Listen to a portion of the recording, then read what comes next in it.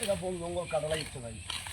এটা পরিষ্কার না করলে সমস্যা, পরিষ্কার না করলে রাস্তা দিয়ে যাওয়ার মাসে খুব সমস্যা ভাই। এই যে দেখেন আগাছা হয়েছে, আগাছা না কাটলে সমস্যা আছে ভাই। এই যে দেখতে পাচ্ছেন আগাছা, ঝামেলা আছে।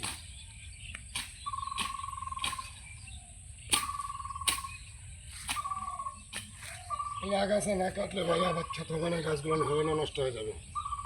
তাই এগুলো আগাছা সবসময় পরিষ্কার করতে হয়। এই পরিষ্কার না করলে এগুলো আবার খেতে হবে না। এগুলোর মধ্যে জঙ্গলের মধ্যে ঝামেলা হতে পারে, সাপ মাপ পোকা মোকা থাকতে পারে, তখন চলাফেরার জন্য এগুলো পরিষ্কার করে দিচ্ছি ভাই। কৃষিকাজের বহুত ধরন আছে, বহুত রকম কাজ নেই, সিস্টেম আছে ভাই। কি কথা বলবো ভাই, ক্লান্ত হয়ে গেছি। ধন্যবাদ ভাই, ভালো লাগলে লাইক দিয়ে